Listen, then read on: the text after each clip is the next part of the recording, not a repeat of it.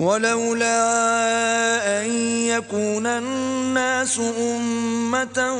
واحدة لجعلنا لمن يكفر بالرحمن لبيوتهم سقفا من فضة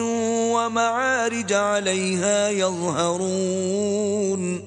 ولبيوتهم أبوابا وسررا عليها يتكئون وزخرفا وإن كل ذلك لما متاع الحياة الدنيا والآخرة عند ربك للمتقين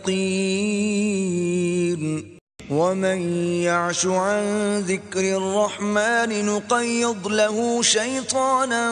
فهو له قرين